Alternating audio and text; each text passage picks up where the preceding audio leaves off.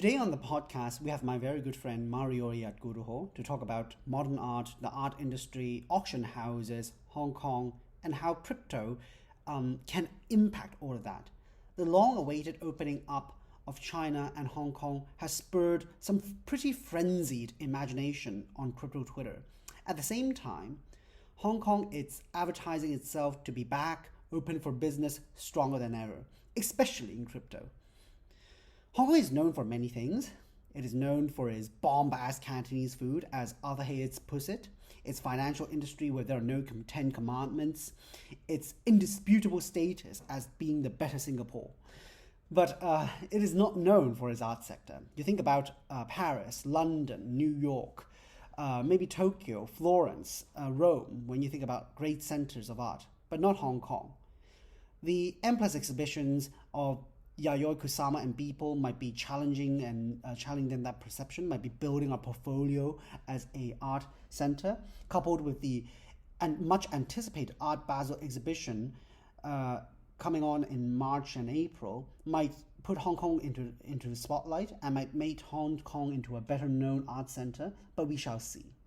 Today, Maruioyat Guruhol is here to talk about what are his thoughts on the matter? As an introduction, Guruhol studied fine art. He's also a sinologist, a military historian, and an artist himself with some experience in the Hong Kong auction house industry.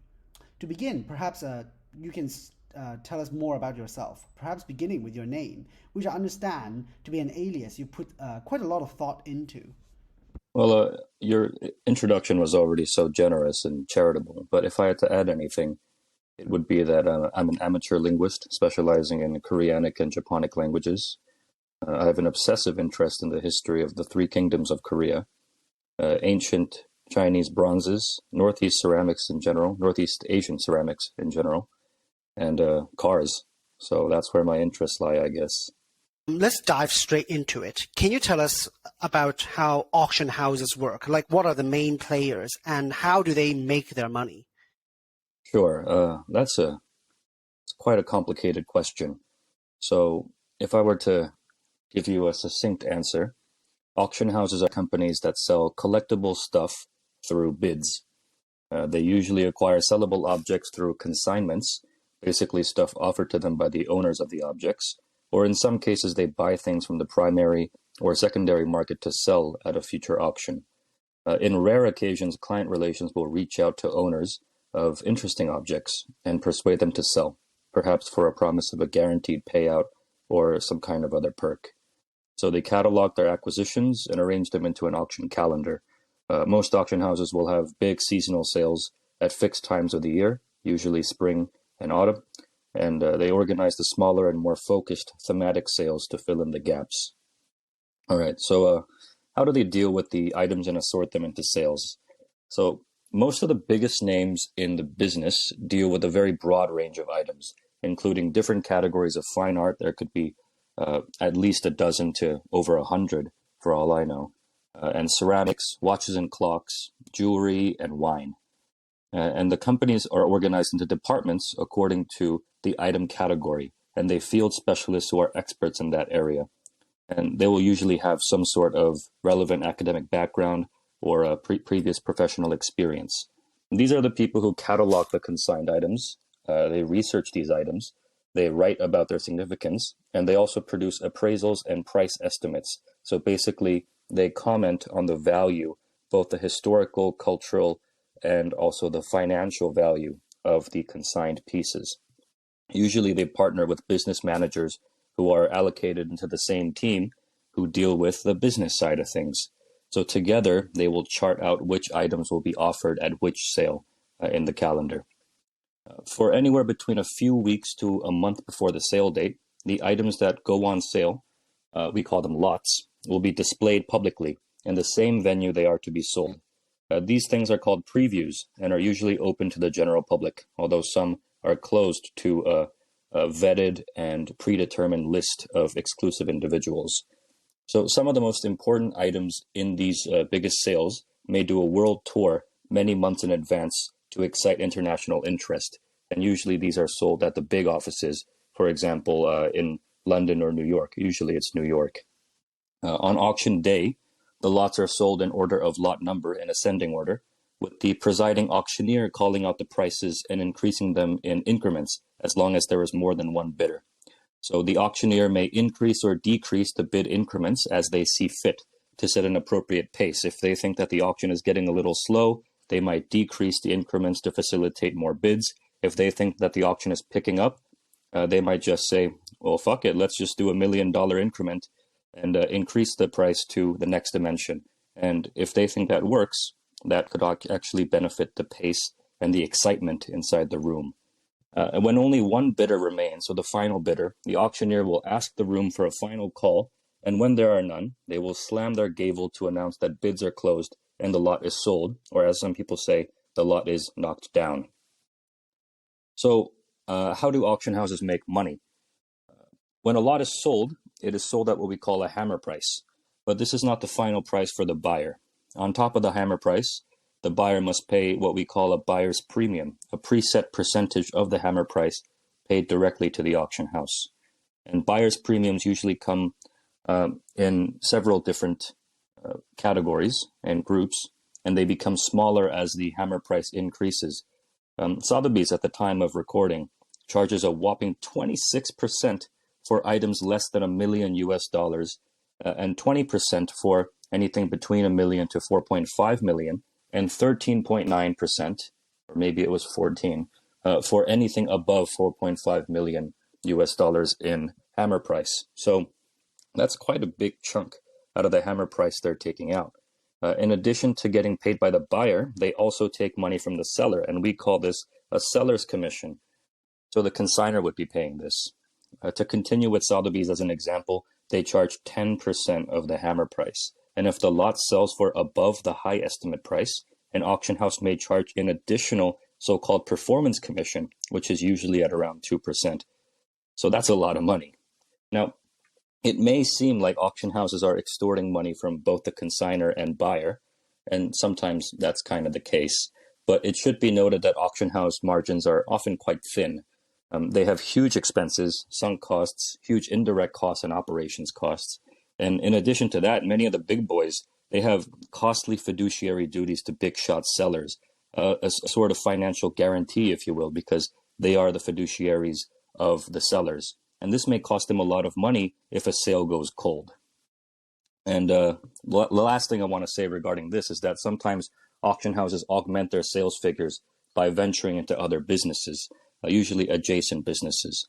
Many auction houses enter the secondary market by running permanent sales points, like Philips, which is an auction house known for its formidable presence in the watch market, runs Philips Perpetual, which is basically a big-ass watch shop. Sotheby's runs Buy Now, which sells virtually every category of collectible that they sell at the auctions. And sometimes auction houses may even step into the primary market, which I think is very interesting. Seoul Auction is a Korean firm, and it runs a subsidiary called Print Bakery, which makes licensed prints for their contracted artists at a relatively affordable price. So I hope that was comprehensive enough. There are some things that I left out, but I think that's the gist of it. Who are the main auction houses? How do they differ in terms of expertise and geographic focus? What are their specialities? The big players are kind of like Pepsi and Coke. You can't really distinguish between them, and the larger an audience gets, I think it dilutes the specialty of a company and takes out their unique flavor because they need to cater to a wide range of people and sell a wide range of things. So as for Sotheby's and Christie's, which are commonly regarded as the two top players in the market, they have offices in London, New York, Hong Kong, Paris, all the big cities in the West, and of course Hong Kong, which is a bit of a special city. And sometimes they might have some kind of agency or presence in cities like Beijing or Tokyo or Seoul, and of course places in other continents as well. So I think generally they have an international reach. The main difference may be in certain categories. For example, Sotheby's is known for having a very strong footing on Chinese ceramics, and that is in no small part due to the fact that they were the first to enter the Hong Kong market. So I believe the year was 1973, don't quote me on that, That's when Sotheby's Hong Kong first had its groundbreaking sale. And if you're in Hong Kong, you tend to absorb the regional specialties when it comes to art. And for Hong Kong, it happened to be Chinese ceramics, Chinese works of art, and Chinese paintings. So I believe that it would be appropriate to say that the auction house doesn't determine what they sell as much as the market that they are in, and of course the specialists and customers that they have. As for the smaller ones, they sometimes specialize in slightly smaller categories. For example, Philips, as I said, is very strong within the watch industry, and that's partly because they managed to work with a very esteemed watch dealer, I would say. His name is Aurel Bax. In this case, a lucrative business venture resulted in an interesting partnership, and for a very small company like Philips to gain some headway into a large industry that was previously dominated by the two big boys. Of course, you also have region-specific auction houses like Poly Auction or China Guardian Auction House. As you can see from the names, they are mainland Chinese companies with close ties to the Chinese Communist Party. So they would be selling, as you would expect, art that comes from China, usually Chinese antiques with the blessings of the Chinese government. And they have a large presence in China, as you would expect, but also in Hong Kong. I'm not used to thinking of Hong Kong as an art center. Definitely not on the same level as London, Paris, or New York.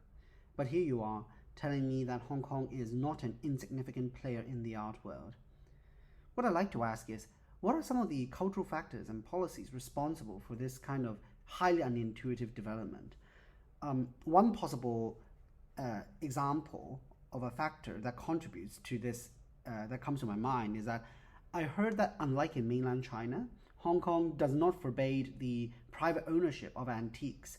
Whereas in China, if you dig up a piece of oracle bone or some Song dynasty vase, it is automatically the property of the state. So if you have that, what happens often is that people would carry or smuggle antiques from mainland China, which they cannot sell or trade as freely as they want to, into Hong Kong, where they can sell to an international market.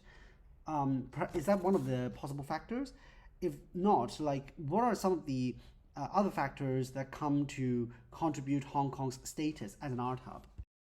Well, that's a series of very complex questions compacted into one. If I were to pick apart the easiest question to answer first, it would be that it is somewhat true that in China you cannot own antiques, whereas in Hong Kong you can.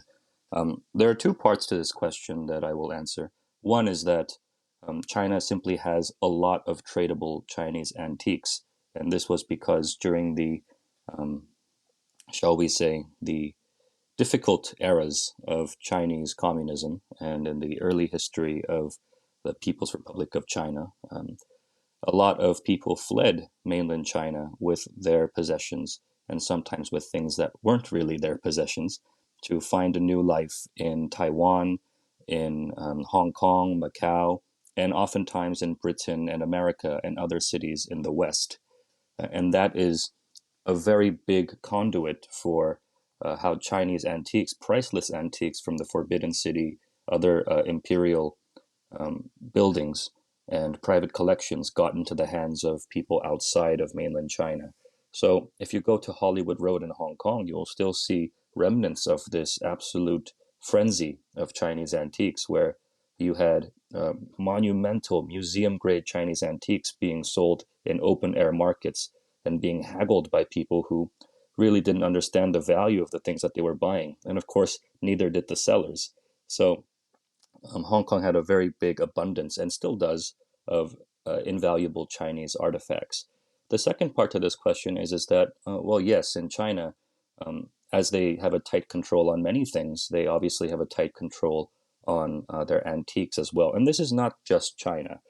Japan and South Korea have very similar provisions to protect their artifacts from, say, leaving the country or being traded by private entities. In fact, for South Korea in particular, a very large portion of the valuable antiques are owned by the government, either through expropriation or by buying it from private individuals or pressuring them to sell at a certain price or just having it donated by dying wealthy businessmen or collectors. So it's not unique to China, the way that they regulate these artifacts, although I am not an expert on how it's exactly done. I mean, the simple fact that auctions happen within China to sell these Chinese artifacts, I think, is proof enough to disprove the notion that you cannot privately own these artifacts in China. You can own artifacts in China as much as you can own anything else. The government may take it one day, but not because it's an antique, simply because it's China. As to the rest of the question, what makes Hong Kong special? I think it's important to note that Hong Kong is an art hub that is on comparable footing with cities like London and New York, at least from a business standpoint. It's a world-class art city, and definitely Asia's most important art hub for the last 20 years. I don't think most people would doubt that. Certainly for the last 50 or 60 years, because it had a very unique place within the British Empire and its relations with surrounding countries in Asia. As of now, I believe it commands about a 20 to 23% share of the world's art market, and that's larger than London. That is absolutely huge, especially considering that Hong Kong is a city with about 7 to 8 million people. But it's no surprise when you think about the fact that it has the world's highest per capita number of billionaires and millionaires, and as well as Rolls Royces, I may add. This is also augmented by the fact that many people from China, from mainland China, and other parts of Asia, mostly I think Southeast Asia, find Hong Kong a very convenient city to just drop by, do their multi-million-dollar art shopping, and then dip back to their home countries. Hong Kong also enjoys a very generous tax policy, a very, very free market, and generally a very good ease of doing business. And when it comes to art, there's a lot of logistics that are involved. There's a lot of annoying things and a lot of annoying paperwork that you have to take care of. Hong Kong alleviates that kind of responsibility and makes it a bit easier for these collectors and their associates to do business. So in that sense, I think Hong Kong is an art hub that cannot be undervalued. And that's why I chose Hong Kong for college. Can you comment a little bit more on Hong Kong's art infrastructure? What do you think about the work of done by the folks at M+ and the West Kowloon art sector and the Hong Kong Museum of Art? What have they done right, and what do they lack? I'll just say three things. One is that I don't really know the folks over there, and I don't really know what they're doing in terms of what's going on inside. So not the best person to comment on how I see the individuals who are running the whole enterprise. So that's that. Two is that generally I think what they're doing is very, very important. And three is that they should have done it much sooner. So to elaborate, Hong Kong right now is doing many things that it should have done much earlier. And the term that you use, art infrastructure, is very appropriate, because art is not just an industry that is an exchange of commodities and services and money. It involves culture, philosophy, emotions, and many intangible factors that make it a bit, if not a lot, more complicated than industries like banking or steel or construction. That's because when it comes to art, nobody's a fixed buyer. Nobody really needs art, but everyone is a potential buyer, which means that if anyone sees the value of art, they will eventually buy it. And I think it's very easy for people to see the value of art because everybody likes beautiful things. But it's not like building a ship where you need a ship to cross an ocean, to carry goods, or to build a navy, and then you seek out a shipbuilder to meet that demand. Not everyone believes art is a necessity, unfortunately, especially when it comes to putting down their hard-earned money for artwork to hang at home. And that's why museums and other art infrastructure are a necessity, to make people want things they previously felt they didn't need, to elevate the general public's desire for beautiful things, to educate them on the history and current state of the art industry, and to ultimately ignite a sort of culture that has an appetite for art, to make them hungry for beautiful things and to demand more from people who are in charge of the art scene, be it galleries or people who make public installations, people who design architecture, or even officials who plan these kinds of grandiose projects. So it's more heavily centered around creating demand, not just supply. So you need to build these art museums with the same sense of urgency with which a shipbuilder builds a shipyard.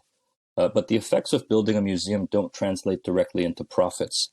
And so there's no incentive for one single business to undertake such a huge task. And M Plus kind of scratches that itch because it's an initiative done by the Hong Kong government and by several non-government organizations. And the funding comes from places like the Jockey Club and the SAR government itself. And I think that solves one pretty big issue, which is that in the past, Hong Kong seems to have treated art like the industries it's most familiar with, finance and trade. It leveraged its advantages of having no value-added tax, being a free port, as well as its ease of doing business, lack of regulation, and of course bilinguality, to be the middleman of art between China and the West, a very simplistic strategy that has worked for it in other industries. And it earned a great deal of money that way, which is why they didn't really see a problem. But a consequence of treating art like a product is that you get treated like a warehouse. A lot of art that is bought in Hong Kong simply does not remain there. So it is a warehouse where you just pick up your stuff, you pay your money, and then you leave to put it back in your beautiful home in another country. So my question is, who cares where the piece was bought? The only two places that matter are where it was painted and where it is now. Places like M Plus provide a permanent place where art can stay and where art can live. And to level up Hong Kong's collective art portfolio, M Plus will do wonders for that. I mean, you have flocks of Europeans, even French people, who invented Impressionist art, just coming in droves to Tokyo, Japan, to see French Impressionist art. Because despite coming from the place where this art originated from, they need to see where the art is right now. And Japan boasts one of the most extensive collections of Impressionist art in the world. So that's why places like Abu Dhabi are investing billions into building stuff like the Louvre Abu Dhabi. And I think something like a cultural district is very important. To be more specific about M Plus and the West Kowloon Cultural District in general, I think it is a great idea, as I said. Without delving into the minutiae about how it was delayed since forever, for I think 20 years, and how it's possibly a useful access point with endless possibilities for Beijing, the idea of having a halo project like this that secures truckloads of funding is very good. Hong Kong already has a few venues that can serve as centers for art and culture, such as PMQ, which I don't think was very successful, Taikun, which I think is a lot more successful, but still somewhat lacking, and the Asia Society, which is stuck somewhere in Admiralty next to the British consulate, where nobody really visits. So they're generally quite small, very disconnected, and very scattered. And I think with something like the West Kowloon Cultural District, we might optimistically see something like the Bilbao effect, where when the Guggenheim Bilbao first opened in Bilbao, which is in the Basque country, you had a revitalization of the city and people visiting that place, not just to do business, but to actually appreciate beauty for what it is. Yeah. Aside from starting way too late, I think Hong Kong has also lost quite a number of titans. For example, Sir David Tang, who single-handedly modernized and internationalized the Shanghainese Cheongsam and founded the China Club. I also wonder if the private patronage of art is still alive and kicking. Do rich people still commission art as they did back in the Renaissance with the Medici? Or does art nowadays live on public money only? I think that patronage, as we call it, is still very much alive in the art world. I think that the notion of government-funded art or publicly funded art is actually rarer than art that is motivated for, say, profit or other private motives. If an artist is doing something because they feel that it will be a lucrative venture, then certainly they're not doing it with funding or for funding, but they're doing it because they feel that it will sell to a private audience. And as for families like the Medici, who were famous for sponsoring art, they still exist in our world today, perhaps not in the form of families back in the Italian city-states times, but as wealthy collectors who will reach out to the studios of these prestigious artists and still offer something a bit more personal. But why do rich people want to commission art? What is going on in their heads? Like, what do they get out of it? And if they do, like, what is the interaction between the rich person, the patron, and the artist? Do they sometimes go like, oh my God, I really don't like what you've produced. You've really bungled it up. Like, what goes on in their heads? Why do they put money into these things? Sometimes rich people want crazy things. And the same reason why people want to control the narrative by buying social media companies or newspapers, art is a very, very potent and powerful way of projecting a message without saying anything. And sometimes the wordiness and the loquaciousness of written media is simply not strong enough to overpower a strong image that evokes emotion. So one reason could be that. I don't think it's the main reason, but let's get that out of the way. Another could be simply just a desire for something beautiful. Because when you buy art, you are buying a portion of the artist's life, their experiences, their philosophies, and what they feel. It's pretty much the same thing as buying a book by, say, Marcus Aurelius, a guy who's dead, or by a person that you like that is still alive. Except for that an artwork is usually a lot more personal than a book, because unless you are buying a first edition J.R.R. Tolkien hand-drawn edition of a Lord of the Rings book, you're not buying something that directly was produced by the artist's hand, right? Whereas an artwork is a kind of soliloquy of a sort on a canvas. And so if you really like the artist's message, their life story, and if it resonates with you, certainly you would want to buy their artwork. And if possible, you might even want to sponsor them so that they can get a wider appreciation amongst people in art fairs or in museums and whatnot. That's also kind of why a lot of collectors who are collectors of means take up very important roles in art trusts, in foundations, and in public art museums. And that's also another point of controversy, because that leads to an asymmetrical weighing of opinions based on how important they are in the art world. And to add a last point, they could be doing it for some form of nationalism or pride for a certain style. Certainly the Chinese buyers who were buying Doucai chicken cups were paying millions of dollars, not because they genuinely felt that a cup with a chicken on it was worth that much, but they were doing it in part because they wanted to increase the global standing of Chinese antiques and an appreciation for Chinese art. So in a way, they're doing it to make the market. I'm sure you have seen some of the art that is coming out in the crypto industry.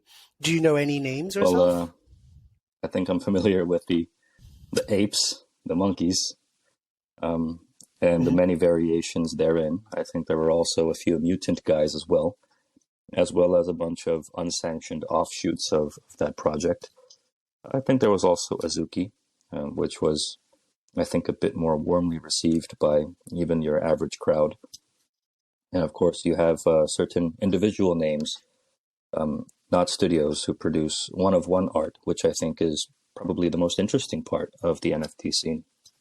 So how do people in the traditional art world and auction houses react to this new type of object? How do they react to it? How did they react? I think the art world reacted, and I can't speak for everyone, but I did observe this quite extensively. So if I were to comment on what I saw, I think they reacted in the same way that the general public reacted, except with perhaps a tinge more of professionalism and a tinge more of snobbery. So their reaction was pretty much equally distributed as it was in the general public's response, but with perhaps more knowledge and more references to art history, and with a higher nose, with more snobbishness. So yeah, it's difficult for me to pinpoint whether they liked it or not. Certainly the auction houses were scrambling on the next opportunity to make an NFT auction. And I believe Christie's got into some hot water for selling some questionable NFTs. I believe one of them was even fake. I don't quite remember that incident. I was not working at the time. But yes, I think generally they understand that it is possibly a next step for the art industry. And myself included, a lot of people who like art history as much as, if not more than art itself, were commenting about how it's one of the only genuinely new things to happen in the art industry in the past 100 years.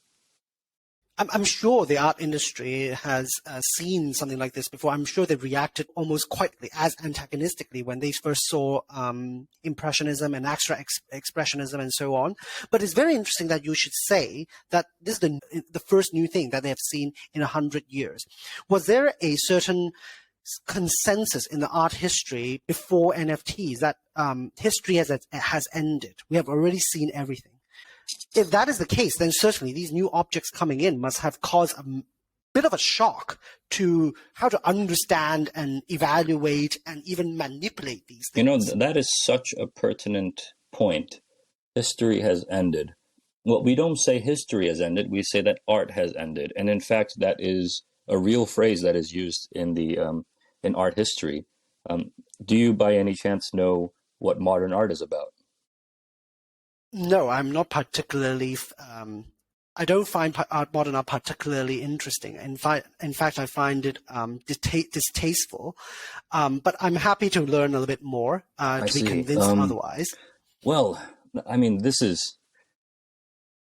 I have possibly 10,000 years of art history weighing down on my shoulders within this question because, man, where do I start on this? Well, let's just start with where we started, which is where you asked me, why is it new? Why is it the first new thing to happen in the past century or so? And I use my dates quite loosely. So it could be 2 centuries or I don't really know. But the reason I say new is because now we have a way of actually attaching something else to art other than the artwork itself. If you bought a work of art back in the day, it almost always just came with the artwork itself, maybe a frame, and some form of ledger or a written document to prove that it was actually bought and paid for.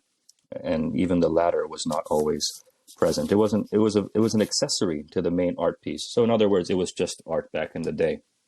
But now you have matrix code that is embedded into this. And not only that, when it is combined with the ability to trade virtual money for it, maybe you don't like that term, or cryptocurrency for it, now you have a seamless integration of alternative forms of art that are not traditional oil on canvas types that can be traded completely natively within the digital space.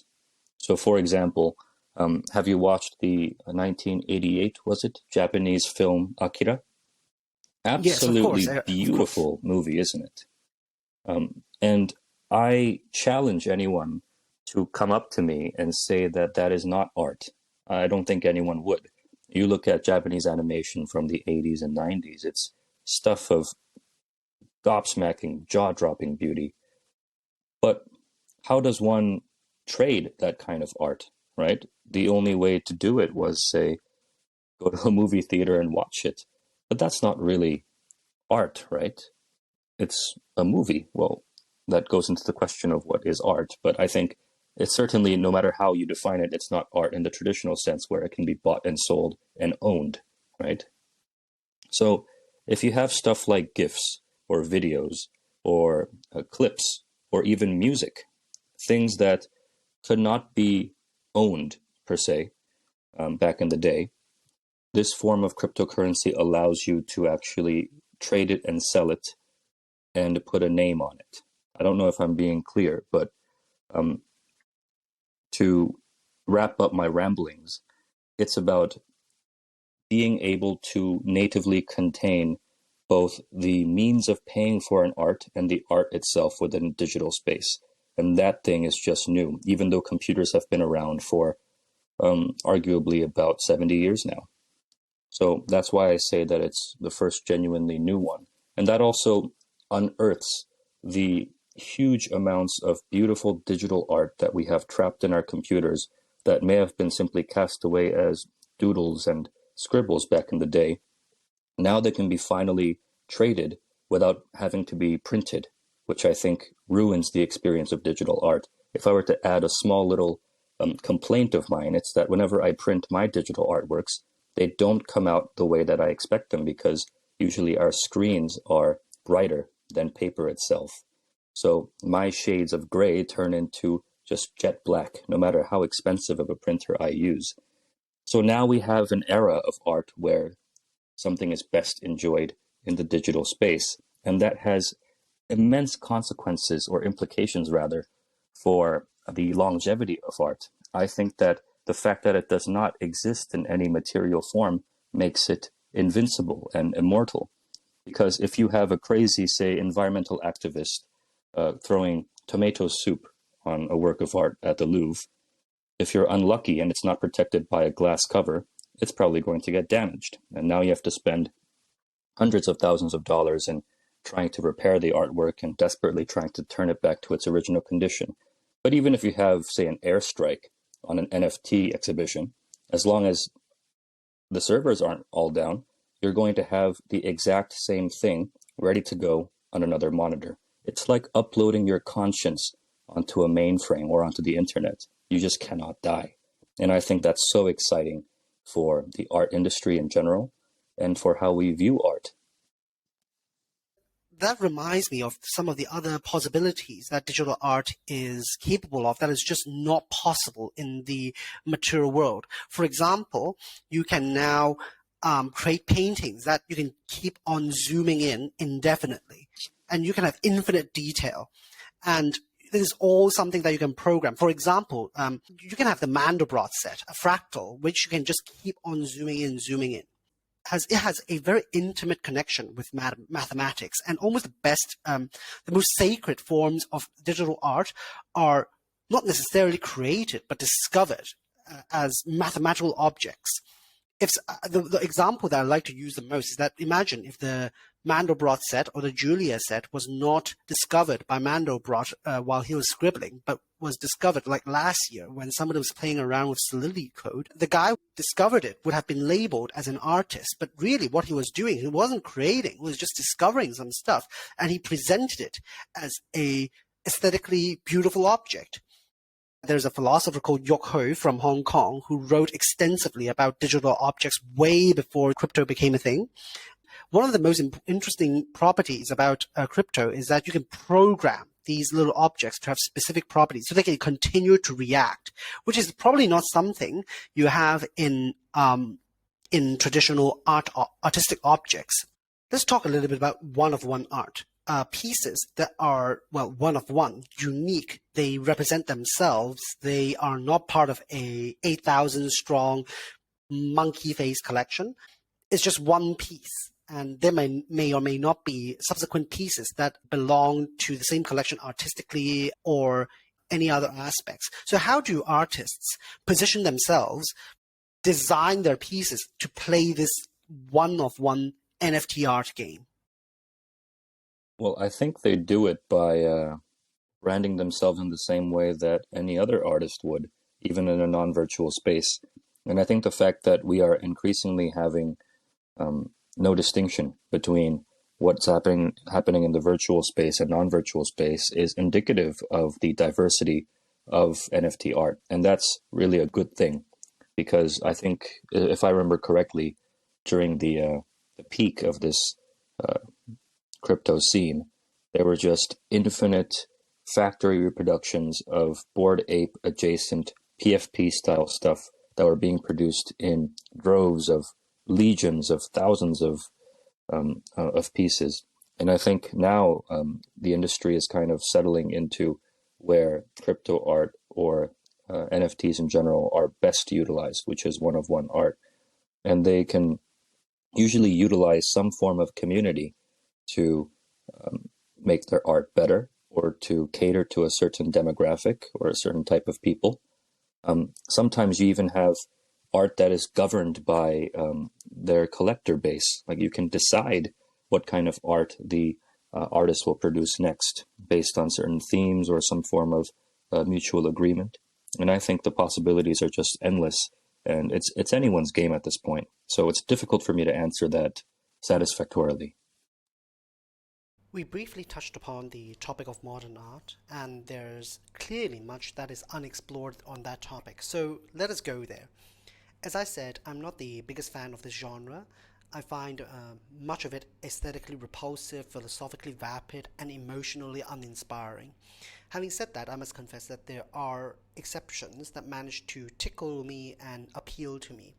For example, Zhao He, the Shanghai-born, Paris-trained abstract impressionist painter who somehow managed to graphically depict what Taigek might visually look like.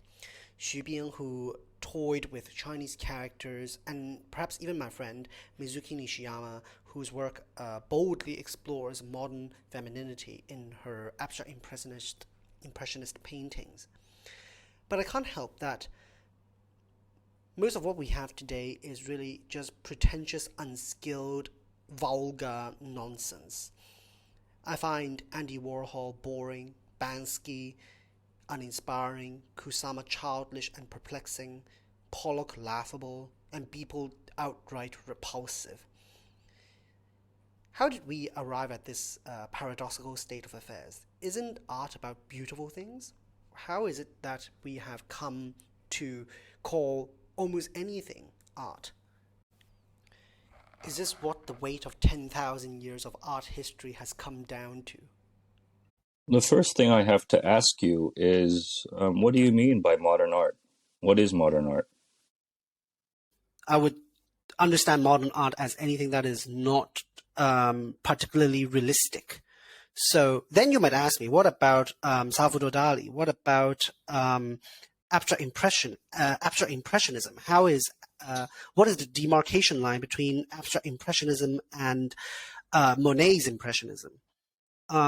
This is kind of a difficult question, but I do feel that when you transcend into only the realms of shapes and colors and not the depiction of objects anymore, then I feel we have entered a different world. And that is a world that makes me feel art has taken a wrong turn.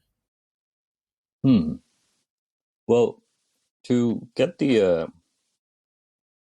terminology out of the way, modern art, as far as people in art understand it, includes the works of Van Gogh, Klimt, Seurat, Matisse, Cézanne, Manet, Munch, and so many others like Francisco Goya, who we now unequivocally regard as the classics.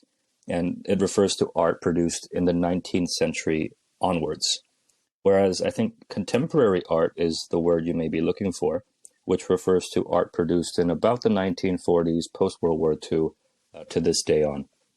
And so I think a key distinction is not only the time, but here I'm borrowing a phrase that I heard from some other people, that modern art challenges how we represent things, while contemporary art challenges what art is. Again, modern art challenges how we represent things, but contemporary art challenges what art is. So modern art was like, how do we depict this, sometimes differently to go against convention, or sometimes to go with it, whereas contemporary art is, aha, I attached a banana to a wall. That is art. Or is it? So that's the key distinction. And again, I think a lot of people conflate abstract art with contemporary art.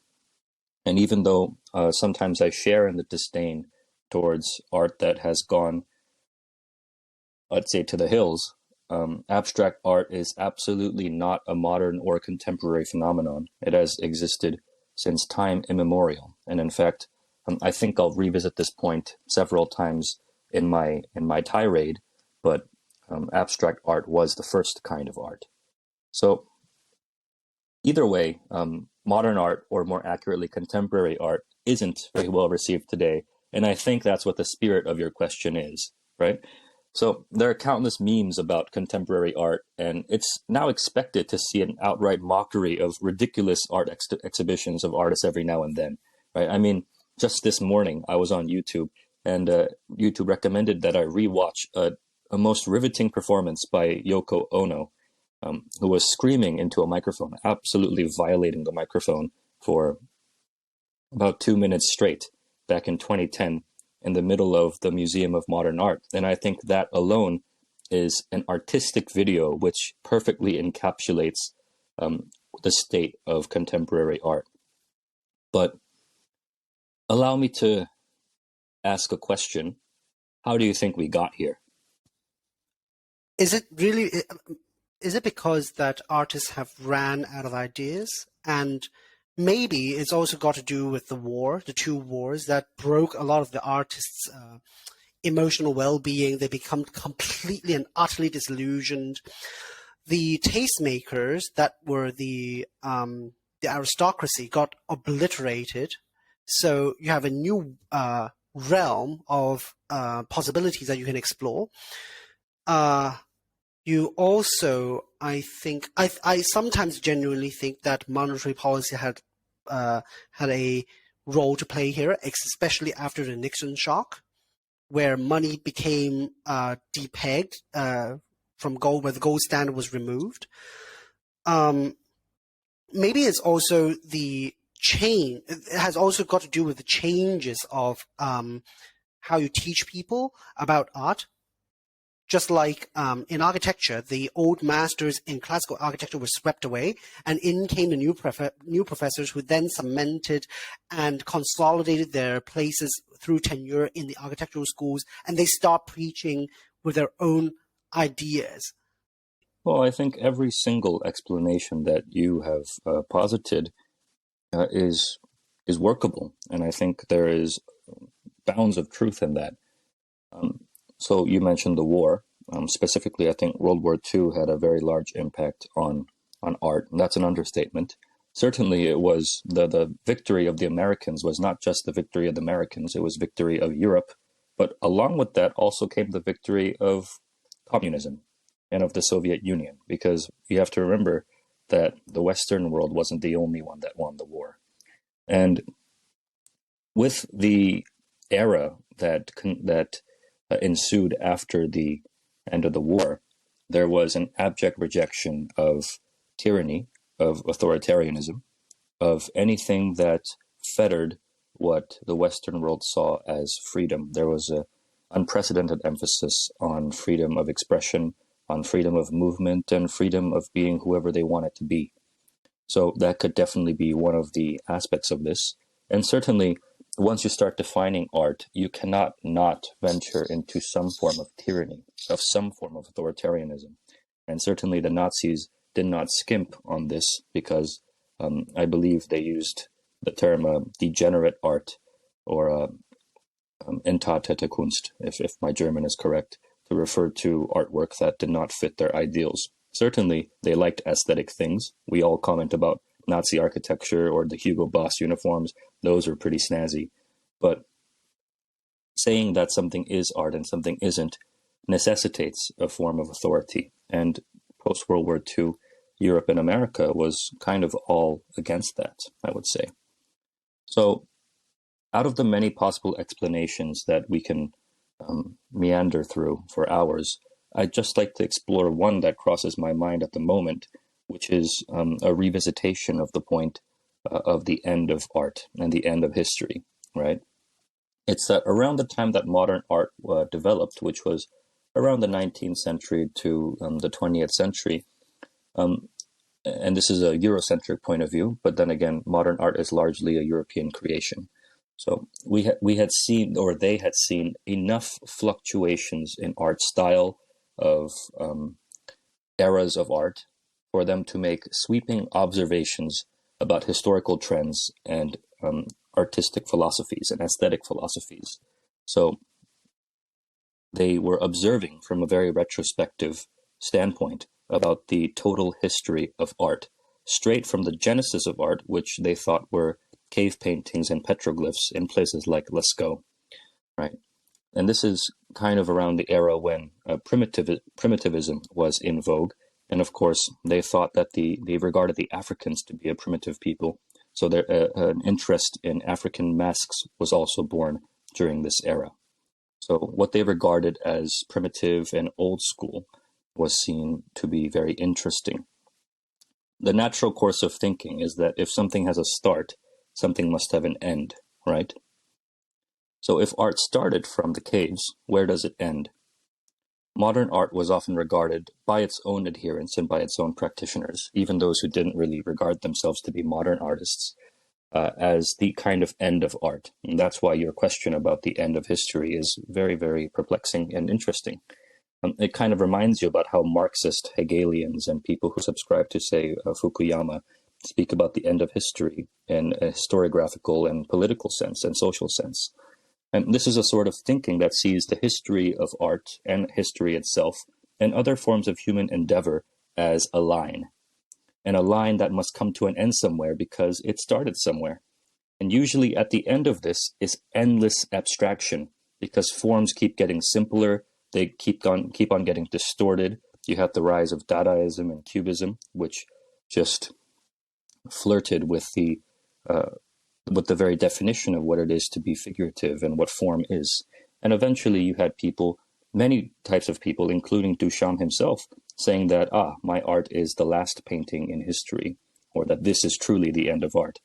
Of course, it's hilarious how they preceded and succeeded another, which means that the ends of art history has happened more than 1,000 times within a span of a few years. So I think that's pretty ironic. What's more ironic, in my opinion, is that usually at the end of that line was, as I said, endless abstraction, which goes back to square one. Because if you look at the caves of Lascaux or the petroglyphs in Pangude in Ulsan, Korea, you will see endless abstraction, where a single swirl represents the breath of the heavens and the breath of life, or a single horizontal line represented the Great Plains or land itself. If that is not endless abstraction, then what is?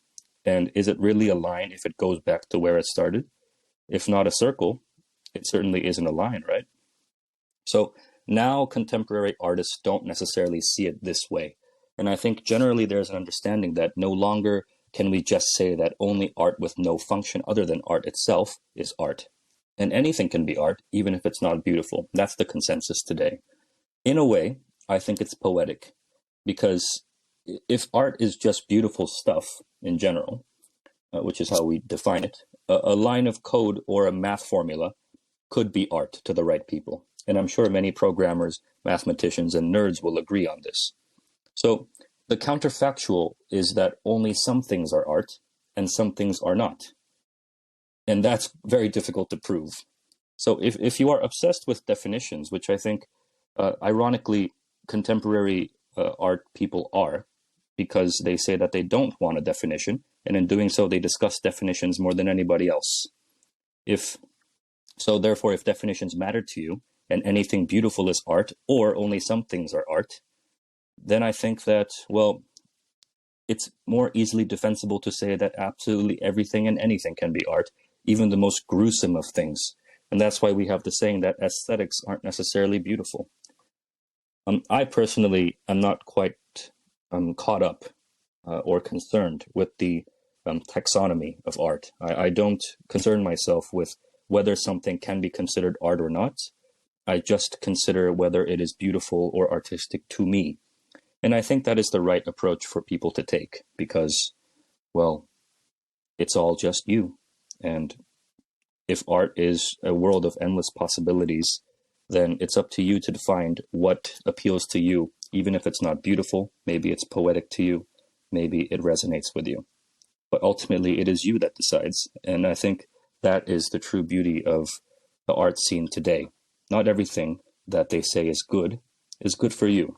And that's the part that not a lot of people understand, because you have pretentious people pretending to understand art that quite literally may mean nothing by contemplating and musing in front of a slather of shit on a canvas and pretending that they elicit some form of personal philosophical meaning out of it. Those are the people who are more problematic than the artists who simply express an idea that they have inside their heads. Because everyone expresses an idea in some way or form, and that can be art, right? So the onus is on having a proper and well-educated and appreciative base of collectors and the general public, rather than honing artists to produce art in a certain way. I also strongly believe that people don't really know beauty until they see it. Not everyone is capable of producing beauty and beautiful things to the same capacity. But I think that everyone has a faculty for appreciating art, even though that may also differ among people. So with that being said, I think that a system which facilitates the most varied types of art possible, i.e. throwing an infinite possibility of artistic ideas to the general public, is the absolute best way to find out what is beautiful or not. You might find tear-jerking poetry inside a single line painting made by a Japanese Zen monk in the 15th century that you will not find in, say, a very complex drawing of an aerial view of New York.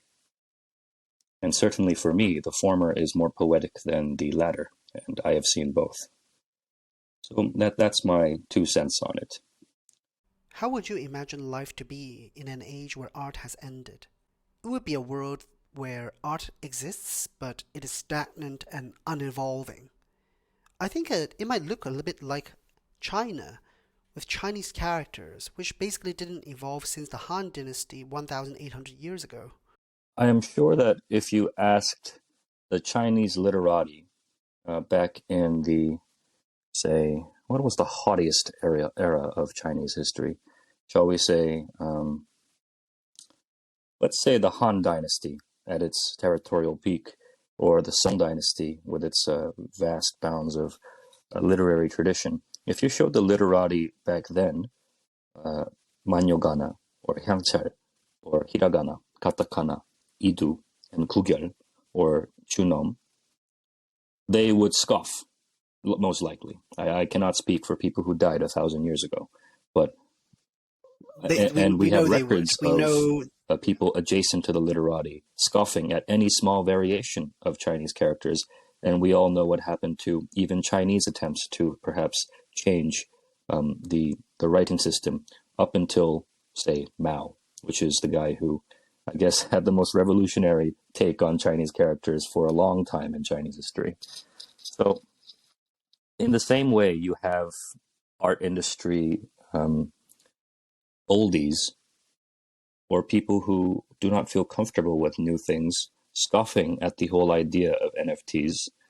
And I think a part of it is genuine, in that they still genuinely don't see the value of these kinds of projects.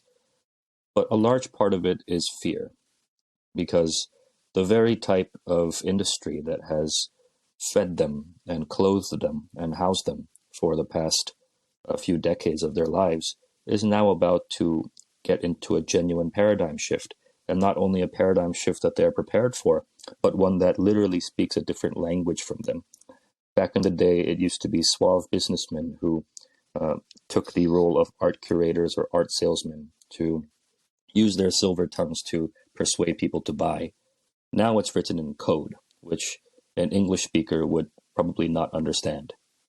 So I think a lot of it is that. It's a bit of academic haughtiness. It's a bit of genuine, say, lack of understanding. And a bit of it is, well, yeah, fear.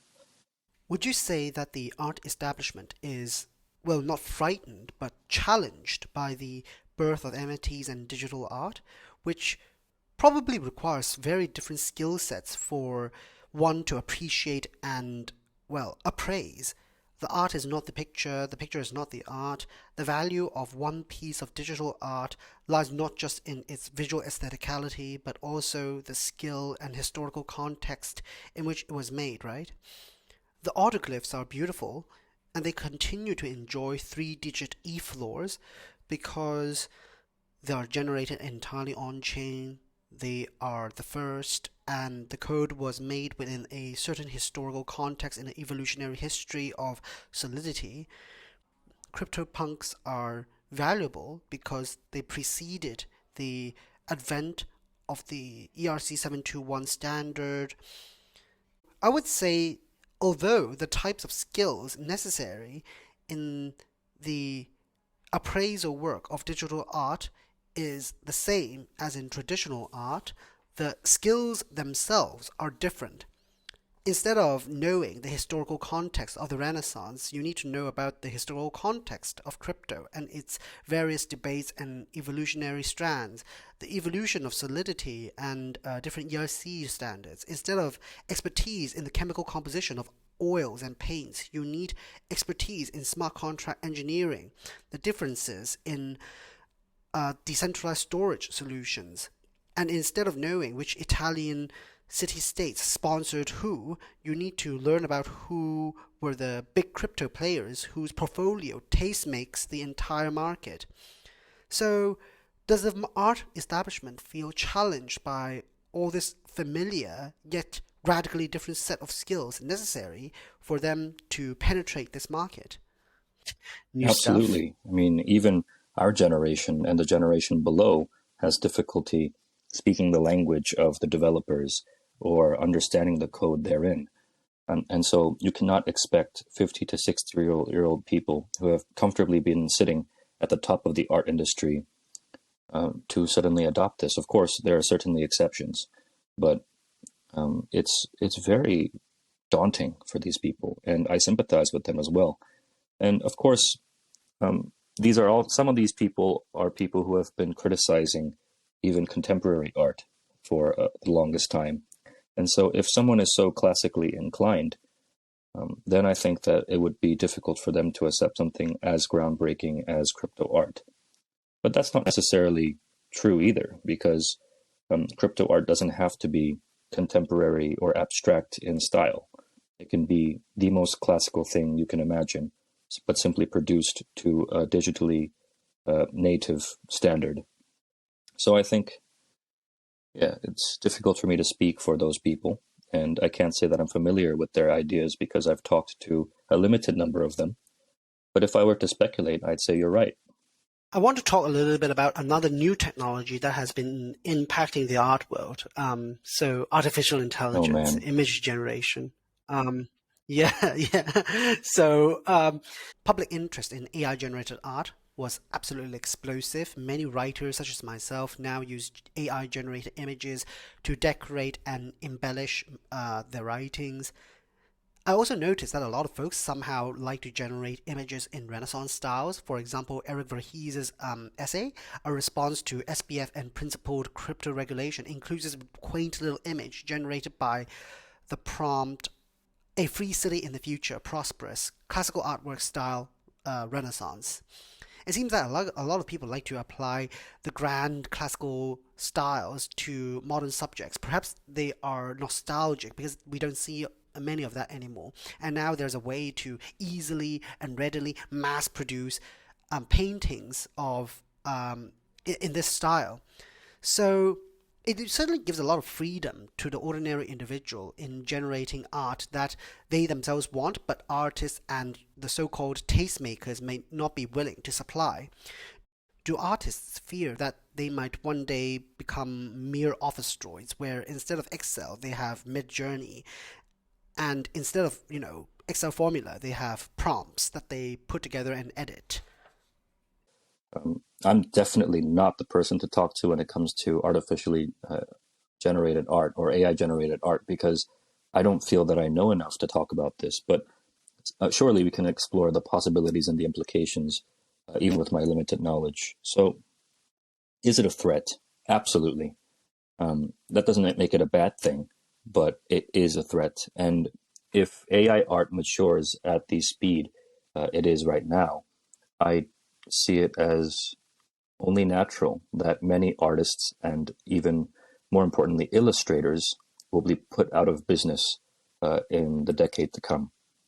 And that's because a lot of what they do is generated by their brain with perhaps not a lot of human input either. They take orders from their clientele or people who task them with drawing something. and then they fulfill the consignor's wishes, right, or the client's wishes, and that's exactly what artificial intelligence art does. So people who simply draw to create an image of something are definitely threatened. And I understand that this will have great implications in the art and illustration industry as well. Why will people generally prefer hyper-realistic images, and is it an implication that people want this kind of art? I'd say no. I'd say that the reason people are looking for hyper-realistic images is because what they actually want is a photo.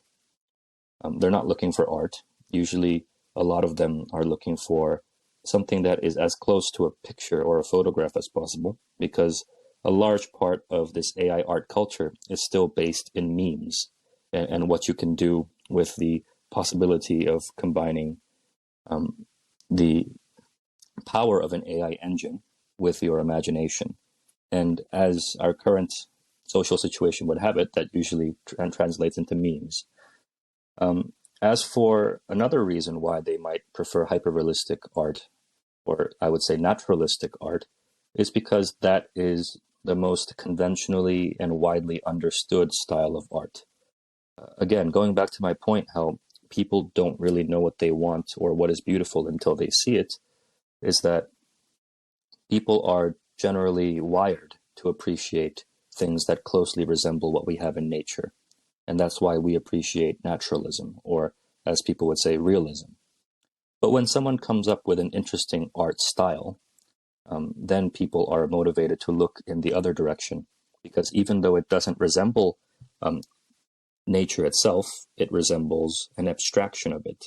And in a way, every single art is an abstraction of something that actually exists, because you're not drawing it to the finest and most accurate detail. So I think that when an artist uses AI engines or machines to draw art, they won't necessarily do it in a hyper-realistic fashion. I'm not so sure that things will be as bleak as you make it. AI may be able to mass produce images of a certain config, but someone still has to specify and configure the configs. And that is where design comes in. That is where human beings come in. AI also requires human stewardship when tasked to approach certain subjects, and stable and precise configuration requires a steady human hand. For example, it took some time and a lot of experimentation before the key to creating consistent human characters with Mid-Journey was discovered, I believe by Nixon Pierce. He did a thread on this on Twitter. To do this, the way he described it is that you first have to supply a seed image of your character, of the person that you're trying to embed into the pictures. You need to generate some images with the AI, and then you feed these images into an engine again, with accompanied with fine-tuning prompts. So you edit the prompts so you can direct and steer the AI towards the images that you like. You do this recursively until you arrive at something that you're satisfied with. It's almost like that creepypasta loop where later images inherit memories from earlier images, and they feed on the images before to supply new ones. I also think there's a legitimate question, an almost philosophical question, as to whether AI can generate new styles, new aesthetics. Can it invent new aesthetics? Artists can, and I think this is where artists will still retain a unique role. I mean, can artificial intelligence invent steampunk out of thin air? Can they understand what dark academia is just by descriptions of Oxford and Cambridge and grand libraries with dark rooms and candle lights? Like, if you feed the engine with J.R.R. Tolkien's description of Rivendell and Lothlorien, will they be able to perform? How could an AI understand an aesthetic without ever seeing it, or with just words? I think words often fail to convey with precision the visual subtleties of aesthetics, and that is where I believe artists will always have a role to play. In fact, I think the job of artists will shift from being manufacturers to inventors. Well, if you don't mind, I'd like to slightly revisit the whole AI thing a bit, because I think certainly the end is not nigh yet, but certainly there will be very potent winds of change, and not a lot of people like change as much as they say they do. And artists who live off of this are definitely not in that category, right? They're not people who welcome change because their life is on the line or their livelihood is on the line. Even though I agree that AI art probably won't be as ground shaking as some people believe, when I was talking to a bunch of illustrators a few weeks ago, they were commenting the exact same thing you said, that it would make their work easier, but they would be degraded or demoted into a role of an editor rather than a creator. And I think that also, yes, that as well, but also a very enjoyable part of the creative process. And of course, this is very dependent on exactly what kind of generative logic that the AI uses. And we certainly haven't seen the end of AI engines and what they can do. This is the beginning. But I believe that, as far as I understand it, it would give more credence and more weight to pre-existing styles of art rather than to force people to do their own thing.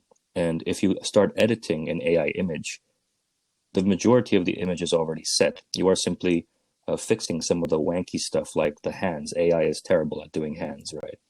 It's the identifying the shibboleth of, say, we can say, of AI art versus human-generated art. So I think, on the contrary, it would actually take away from the artist's individual style.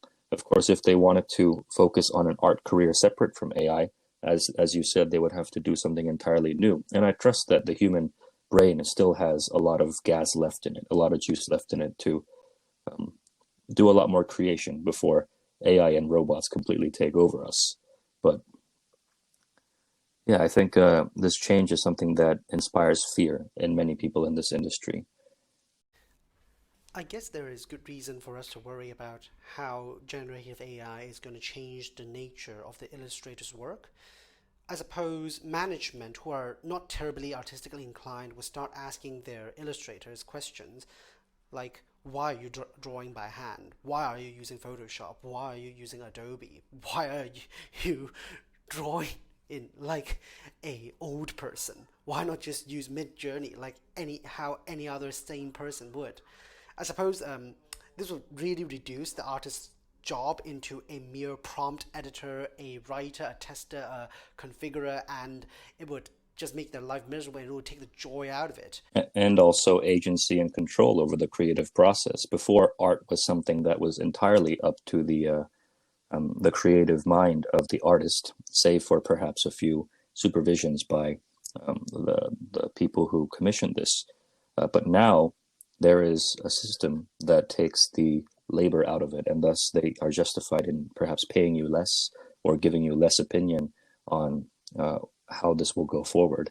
And I imagine that for some things, you won't even need to consult an artist. You won't even need to see an artist, because if you're producing a YouTube thumbnail, these days they're often illustrated, right? If you go to those history channels that I love to watch, a lot of them use these artist-drawn images, and to be honest, usually they're quite poor.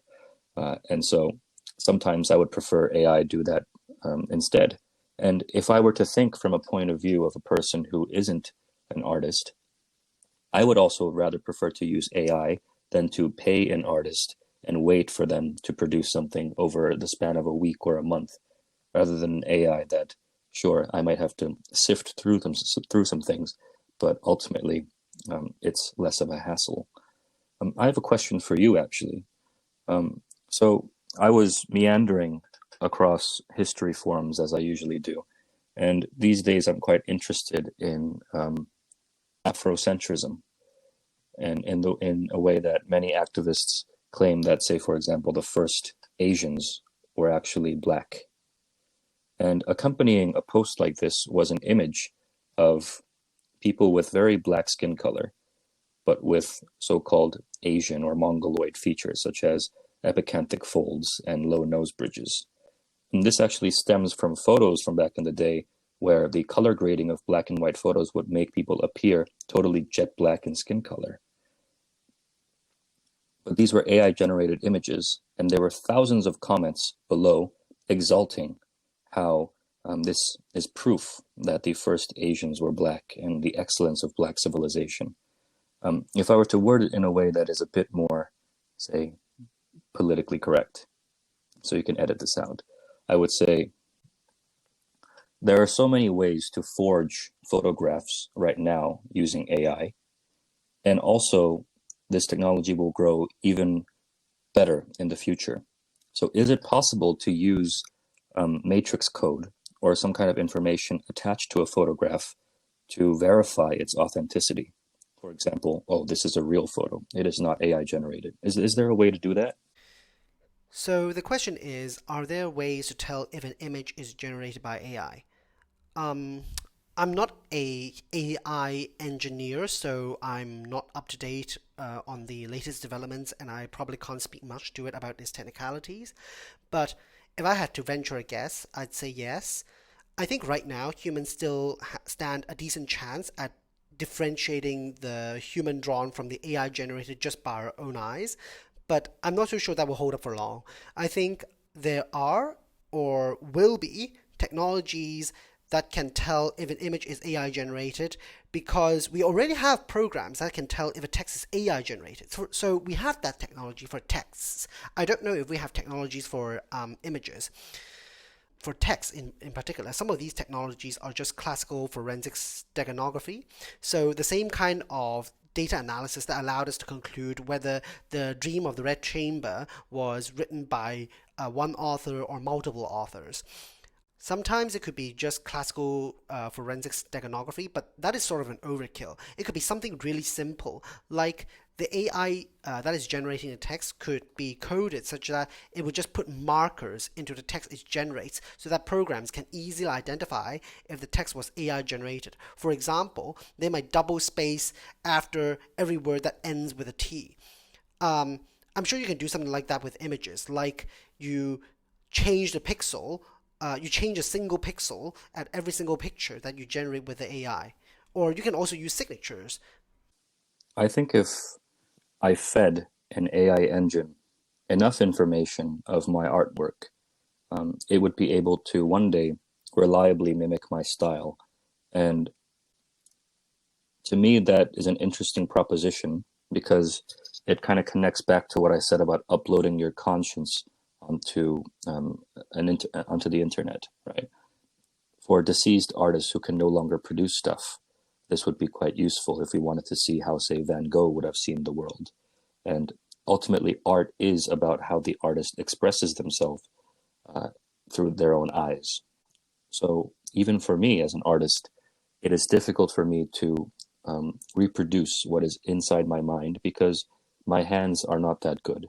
And I don't think the majority of artists are completely able to translate what goes on in their mind to paper or to iPad or something. And I think sometimes with enough information, the AI engine will do a better job of envisioning what I have in my mind than my own hands. And I think this goes back to what art is itself, because this brings me back to discussions about whether art that is made by an artist studio is actually that artist's work. Murakami Takashi uses this, but so did Jeff Koons, who rarely has any kind of actual input into the creation of his pieces. And of course, Damien Hirst, he doesn't draw his own circles. He has a circle woman for that. And so did Rembrandt even. So if art is more about the idea and the image itself, rather than the execution and the technical stuff, which is a consensus that I think a lot of people in art today have, then certainly AI could be a very useful tool for salvaging beauty out of even the most artistically untalented minds. And I think that's quite interesting. This is one of our last questions. Can you tell us more about your art? How do you plan to leverage crypto to build a portfolio of artwork? What is your plan as an artist? Ooh, this is a difficult question for me not to ramble on. to try to keep it a bit succinct, I would say that digital art is where I truly find my full potential. That's the first thing. And digital art does not necessarily mean NFT or crypto art, but as I said before, these two things are inextricably related to each other, because I believe that there is no better platform for disseminating, for advertising, and for delivering and buying digital art than NFTs and cryptocurrency. So that's one connection that I would like to make. The reason that digital art is so good for me is because, first of all, I'm a lazy guy. So I think it definitely does make things a little faster to draw on an iPad. And second of all, the colors in my mind pop better on a screen than on paper, usually. I still don't like the feeling of drawing because I think that I am a more adept artist on paper and parchment or canvas than on a screen. But I think the end result is a bit more agreeable to me, especially given that usually I'm only willing to put in a certain amount of time for each piece. So for 3 hours of work, simply put, I get more return out of digital art than art on paper. That's one thing. The main type of art that I'm trying to do is to explore Northeast Asian culture, and perhaps just East Asian culture in general, through the means of an online community and the vast possibilities that cryptocurrency may offer. I think there are certainly so many talented creators who produce this kind of content, and I would just like to join in on the fray.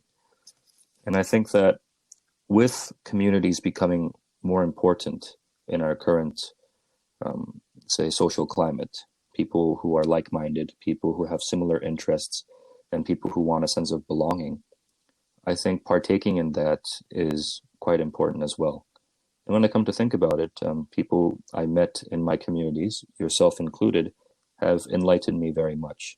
So I would like to continue to reap the benefits of being amongst people who share interests such as linguistics, philosophy, history, and art, while also producing something that may be of interest to them.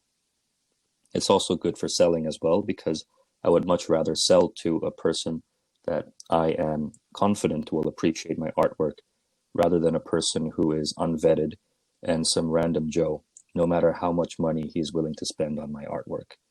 So these are a few things. And I was kind of inspired in the community aspect, at least, by my watch collecting escapades, because the watch community is somewhat similar as well. It's quite fragmented. There are people who have different interests, like 1940s military watches or 1960s or 70s sports watches. They have their own little cliques and communities. And when we sell these vintage watches to each other, what's most important is authenticity, provenance, and trust, because these things may be replicated, and sometimes auction houses sell faulty products as well. So in the same vein that I would like to buy from someone who I trust and know personally, and I would also like to sell my prized possessions to those who I know will take good care of it, I would like to extend that same attitude towards my art. More so my art than my watches, because my art is, they're my babies, right? And I would like for them to belong in worthy hands. This is my last question to you. Can you describe for us, in the best words you can, how does your work look like? What does it look like?